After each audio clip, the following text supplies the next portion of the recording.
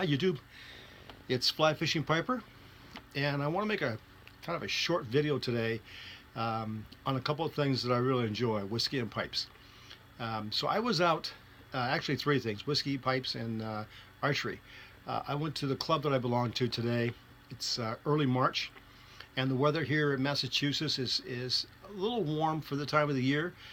So I dressed appropriate for the weather when I left this morning, not looking at the news station to find out what the weather guessers had to say. And by the time I got halfway through my 3D archery range, it started to get cool, drizzle, and then a light rain, and I wasn't dressed for it. So the second half of my round, I was freezing my butt off.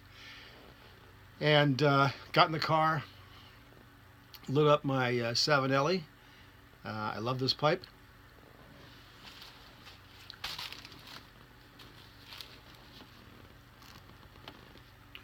Smoking some LJ Peretti 500 blend. It's a very nice English blend. Easy on the palate, good rim note.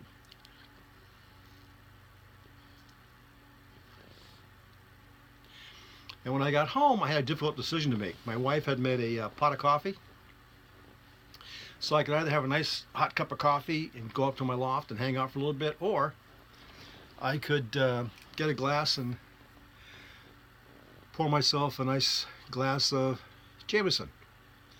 Now, between coffee and whiskey, I'll take whiskey most of the time. In any event, this is a nice pairing between the Jameson and the LJ Peretti 500.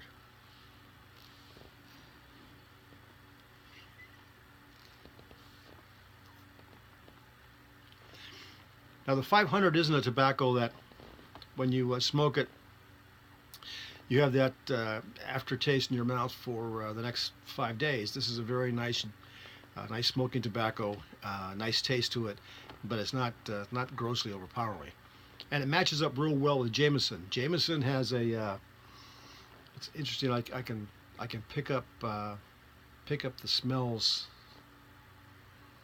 from whiskey, which is, I guess, a blessing.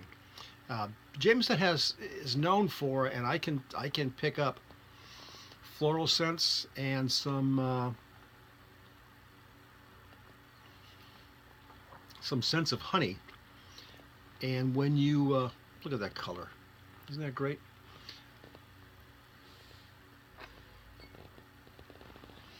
When you that's the first thing you notice when you pour a glass of Jameson is the color. It's just a beautiful gold. And when you taste it, you have the pure enjoyment of a real nice, not overpowering whiskey, but a nice taste. It kind of matures as you drink it. Initially, it's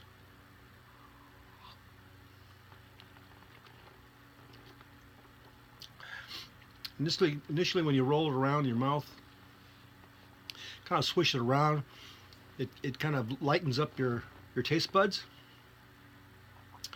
and it gives you a nice fresh taste. You'll taste, at least I taste, a little bit of honey when I first start to have a glass. But as you drink the whiskey, you begin to get some of that peppery, spicy notes to it.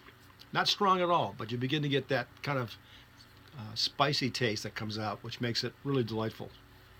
So great pairing, LJ Peretti 500, tobacco and Jameson. I think Jameson would probably go good with hot dogs, but it's a great pairing. And the one thing about whiskey that I learned a long time ago was not to let anyone tell you how you should best drink whiskey. You buy the bottle and drink it the way you like. Just drink it responsibly. But my preference has always been with whiskey that I like to drink it neat. I like to see what I'm drinking. I like to taste what the distillers intended for me to taste. and I enjoy it neat. Now, a lot of folks like to put a dash of water in it, and God knows what other things they put in the whiskey. Heaven forbid ice cubes. But in any case, Jameson is really a great whiskey to drink straight up.